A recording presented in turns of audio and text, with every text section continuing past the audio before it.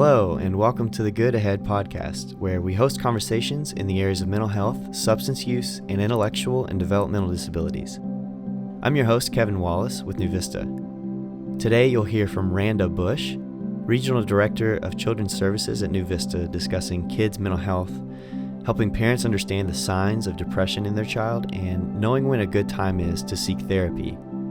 With all that kids are facing today, especially recently with the online schooling and the rise of the digital age, it's critical to know how to care for the next generation. And I think you'll find this episode extremely informative. So we're glad to have you and enjoy the conversation.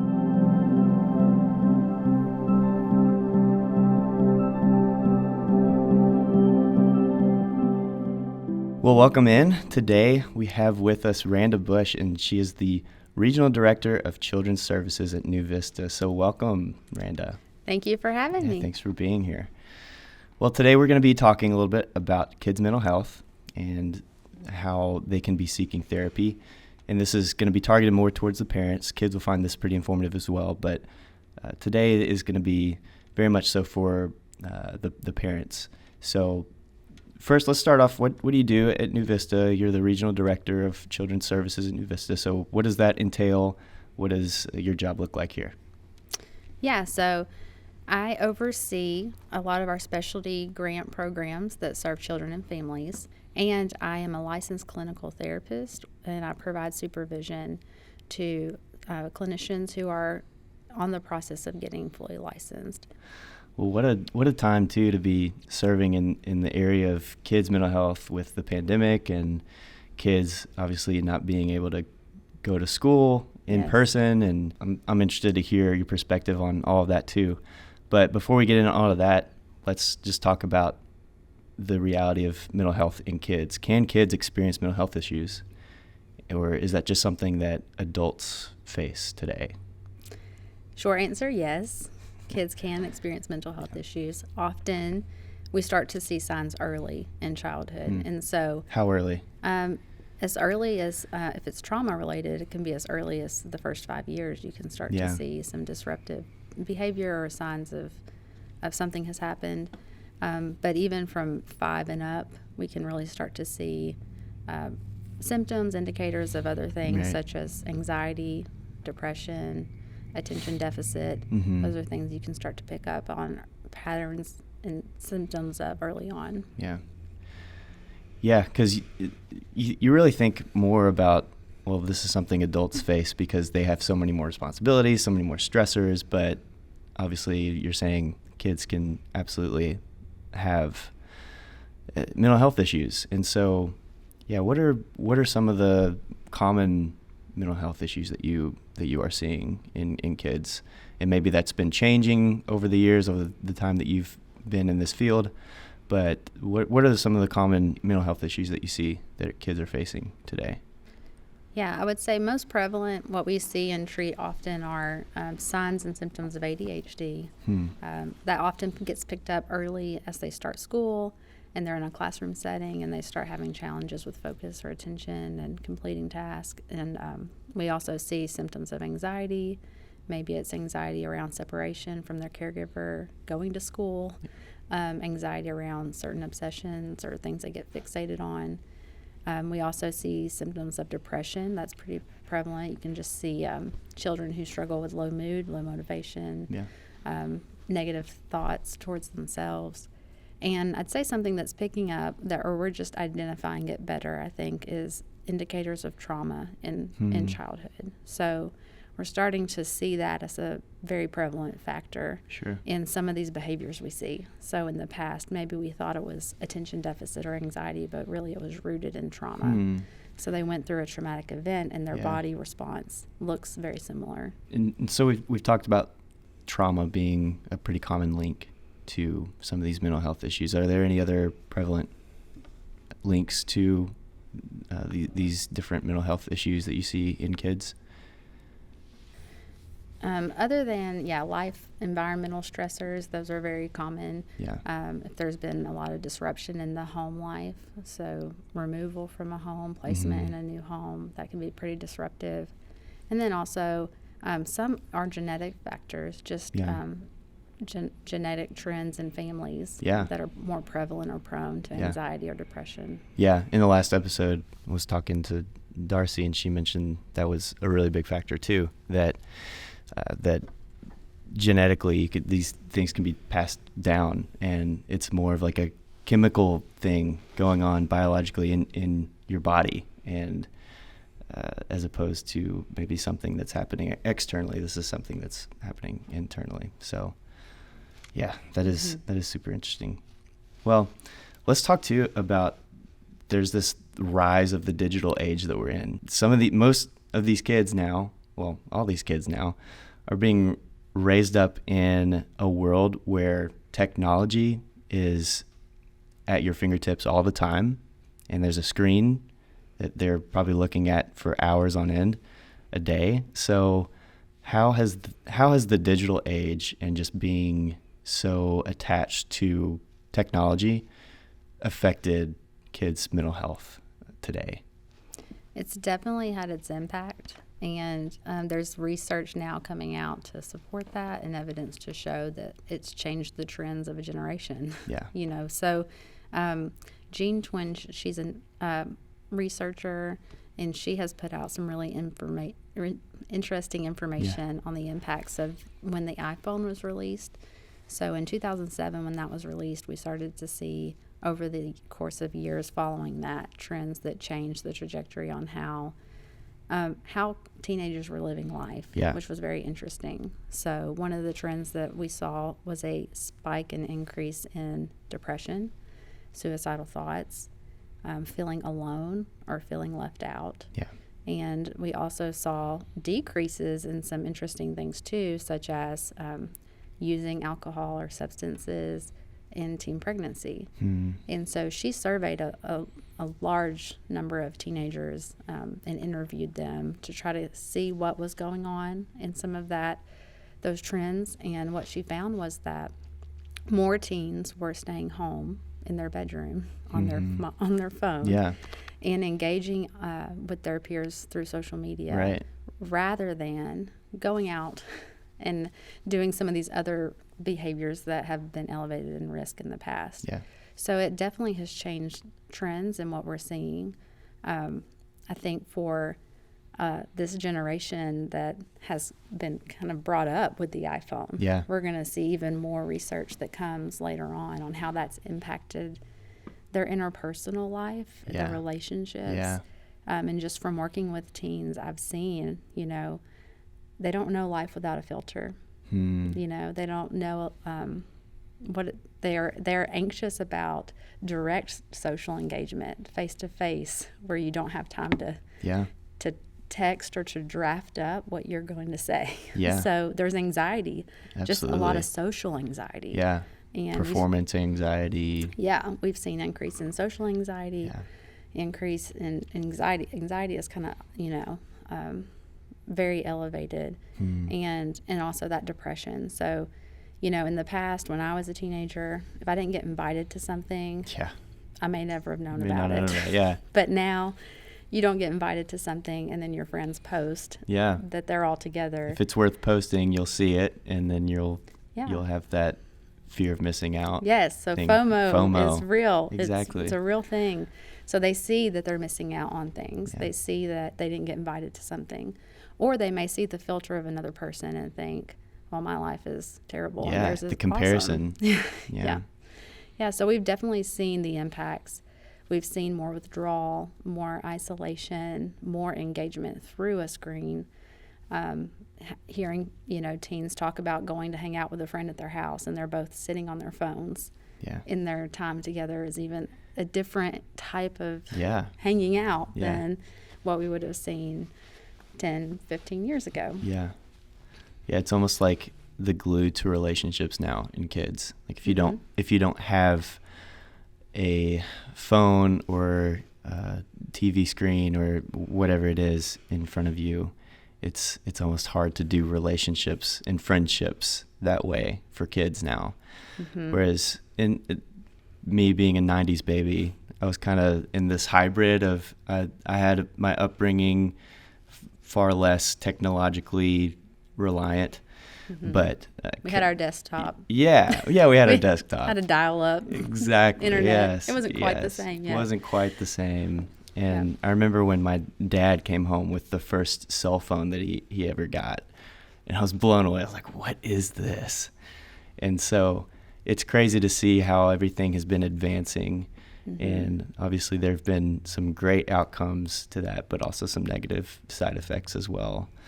Yeah. But especially just thinking about the pandemic that we're hopefully coming out of soon, that's been a great, technology has been amazing to have for kids to get to still be in a social environment for school. They get to be around their peers, at least through a webcam, but that's definitely had some really negative side effects too, I'm sure. So let's talk about that a little bit. What have you been seeing in this pandemic, how kids' mental health has been affected by the pandemic?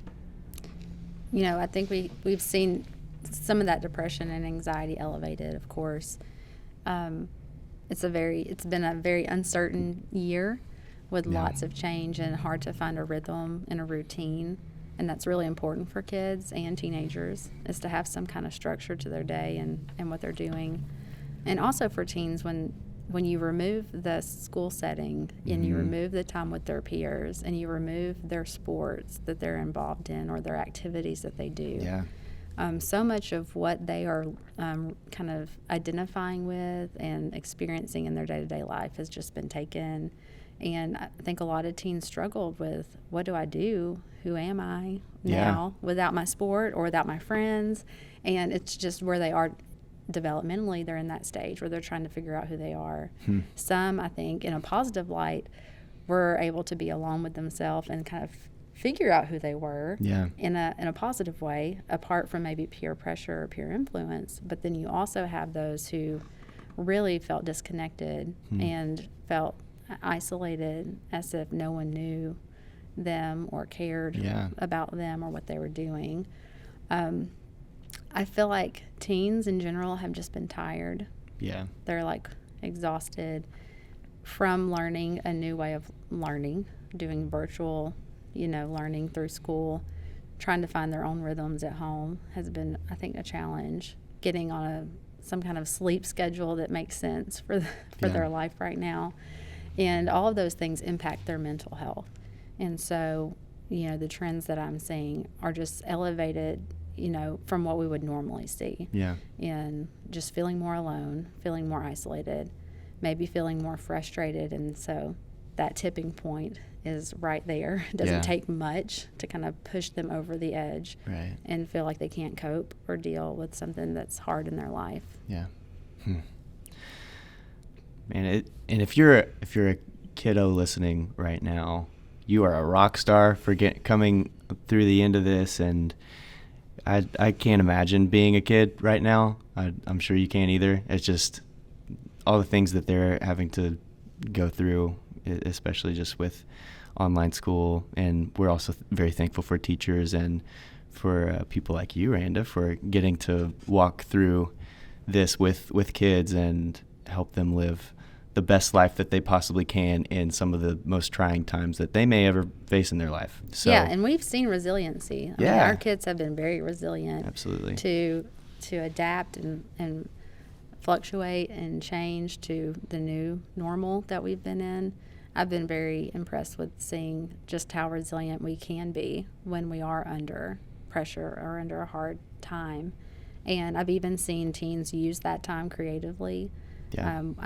There was one junior in high school that I knew that she took that time and healthy at home, and she could sew, so she made face masks. Wow. She made like over 200 face masks. Cool. And just started giving them out. So, there are those positive highlights where everyone put in a pressure cooker, we all are going to have different responses. Yeah. So some may thrive and find new ways of being creative and adapting, and then others may really struggle. So we've seen a mixture of both. Absolutely.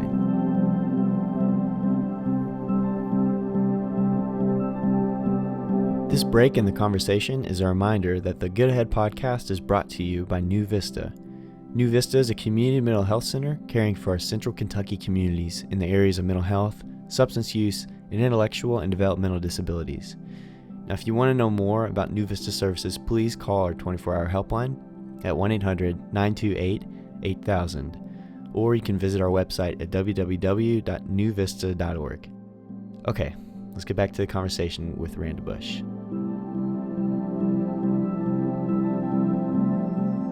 Let's talk about, for the parents, how they can be monitoring their child's mental health and when they should know to seek therapy for their kid. So how can they be monitoring this in their child? Well, I like to say, for just a baseline, it's okay if they're not okay. Yeah. It's okay if we're struggling. There's some level of normalcy in that, right? Yeah. I feel like that's something we'll probably be saying that quite a bit in this podcast. Yes. It's okay to not be okay. Yeah. So first, just recognizing it's okay if there's a struggle. It's okay if you are seeing that your child or teenager is struggling. I think recognizing that is the first part. Yeah. And so coming around and being a support, being available. I often say, not leaving our kids or teens to their own devices, and that's figuratively and literally. Yeah, like, don't just totally. Assume that if they're in their room, they're good. Yeah. Or don't just assume that if they've been on an iPad or a phone for a couple hours that they're fine. Mm-hmm. So we have to monitor those spaces in which they could be impacted in ways that are not healthy for them. Yeah. Limiting their exposure to news or negative news Yeah. that can impact Yeah. them. Like, there's just so much around us right now that can be screaming at us. So much that they're being exposed to. Yeah, they see it too. Yeah. They see us. They read the adults around them in the room, especially kiddos. They're always listening. So being mindful of, how we're monitoring what we intake and how healthy it is for us, but also being mindful for them. And then, helping them find rhythm and routine, giving them some balance and recognizing when they may need to get out of the house. Yeah. They may need to go play or go to a park or just go to Sonic. But getting them out if you feel like they've been in too long, and caring enough to ask those questions, even if your teenager is resistant or pulls away, or you feel like they don't want to open up to you. Just continually to keep that conversation open with them, asking questions and paying attention. Yeah. How do you even talk to a kid that might be hard to talk with about some difficult issues? Like, it's hard to go there with a kid sometimes because maybe they feel too ashamed to talk about it. Maybe they feel like they shouldn't be experiencing the things that they're experiencing, and they don't even know how to talk about it. So are there any practical things that you can give a parent that maybe it's a resource, maybe it's, here are some things that you've seen work, and I don't know, let's talk about that a little bit. Yeah, so just from personal experience, I have a 5-year-old, and when the pandemic was kind of in full force at the beginning, I saw the impact it was having on her at home. She was more emotional. She was more, prone to like a breakdown, and noticing that she was dealing with that. I started ordering books to read to her around just feeling identification, right? There's a book called The Color Monster. It talks about feelings, and that was a great icebreaker for us to talk about what these feelings are. And I will never forget, one day she came up to me during the pandemic, and she turned to the page of the red angry monster, and she said, "I'm so mad right now." And just giving them language to identify what they're feeling and what's going on with them. So there's a lot of great books, children's books, that talk about that. There was a whole series that we went through of other monsters that had things that they were dealing with, of like loneliness or fear. And we read through those as well. So for kids, I think you can find a resource through reading or storytelling, and they can really engage with that. For teens, I think it's just having conversation starters or creating opportunity for conversation. So one idea that I've given to families is, if you have a teen who's less direct and they get uncomfortable if you're wanting to talk to them face to face, like having a notepad, like on your fridge or on your counter, and a notepad check-in where you can leave notes to each other, like just, hey, love you, have a great day. That's a beginning. That's a starting point where you can write back and forth. I'm sure families now text. Like that's probably a common way that teens talk to their parents. But it's again, keeping that conversation open and being available to listen. And I think that's something that parents have to be reminded of is if teens think that we will listen, they will talk. But sometimes I think they've been convinced that we're just going to talk at them and not listen to them.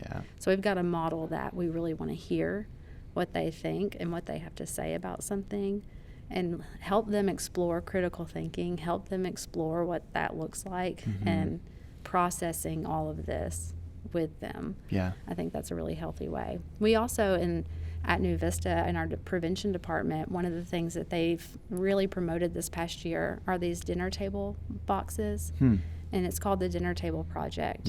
And you can request one of those through our prevention department. They'll mail you the box. You put it together, and it holds your cell phones.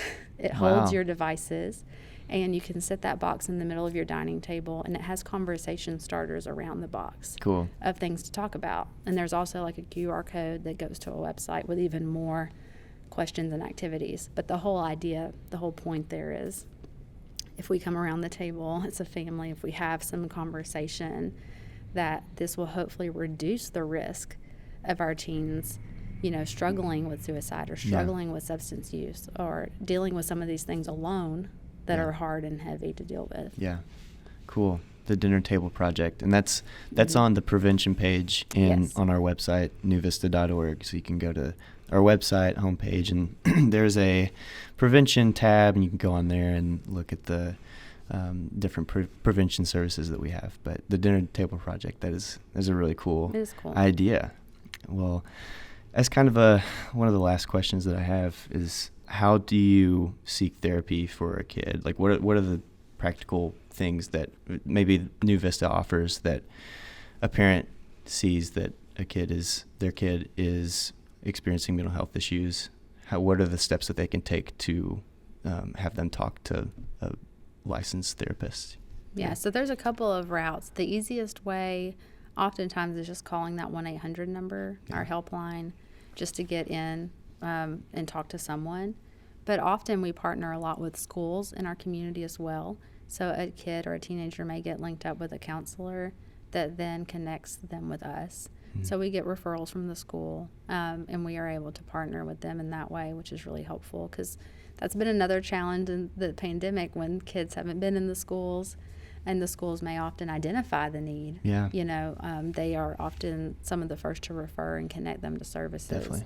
So that's really important. And then once you kind of get in with New Vista through our helpline, we have a array of services that serve children and families. So we have an early childhood mental health specialist. She works with birth to 5, so she really focuses in on that population. She helps parents through those first 5 years when they are maybe having challenges. Maybe the mom is dealing with some postpartum issues, or maybe they're adopting and they have a child that is new to their home, and they're trying to learn and figure out how to work with some of the behaviors that they're seeing or dealing with. So she's a great resource for that population. We also have high fidelity wraparound services, and that's a great service that we offer here for families who really can benefit from someone coming on their team and helping them find their voice and identify what they need for their family. So those services are really unique, and we've seen a lot of positive benefit from families working with that process.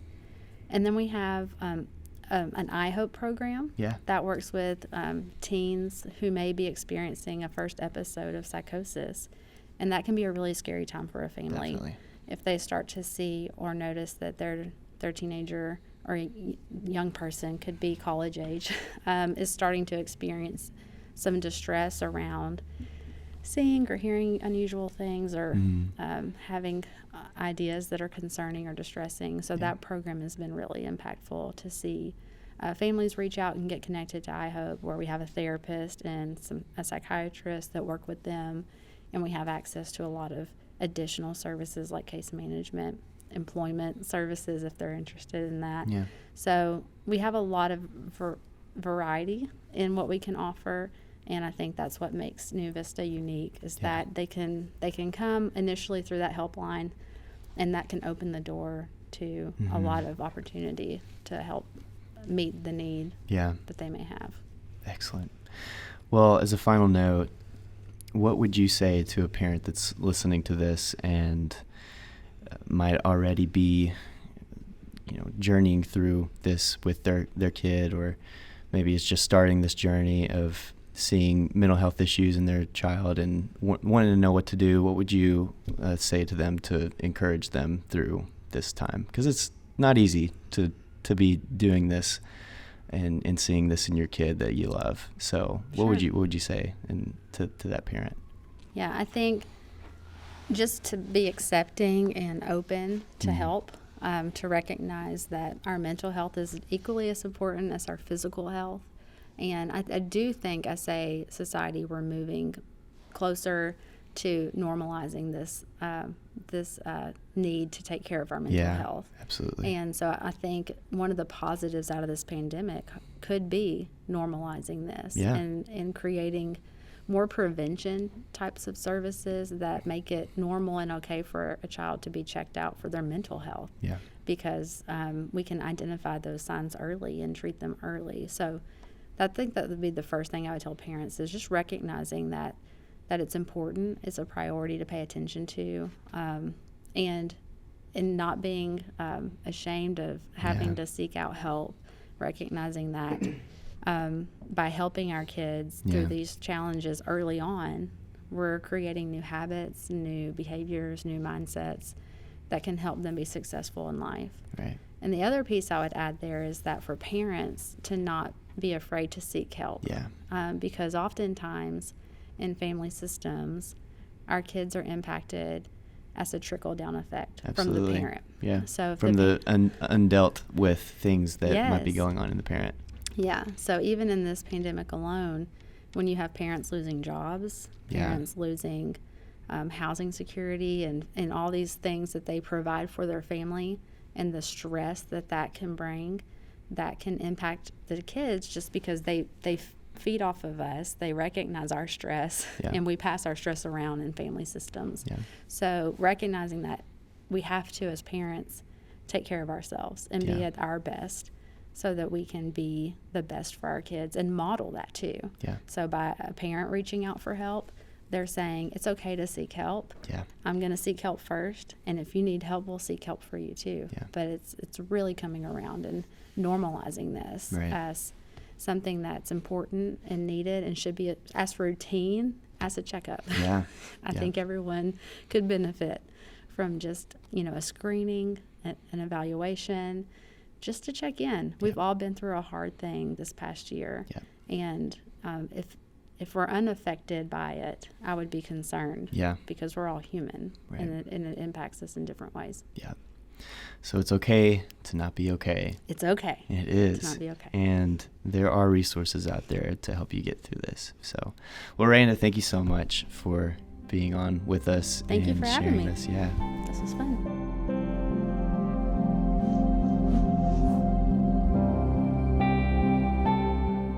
Thank you for joining us in today's episode. Just a reminder that this podcast is brought to you by New Vista. We assist individuals, children, and families in the enhancement of their well-being through mental health, substance use, and intellectual and developmental disability services. We see the good ahead for all individuals in our communities. Again, if you need help, call our 24-hour helpline at 1-800-928-8000 or visit our website at www.newvista.org. We hope you enjoyed today's episode, and we'll see you next time.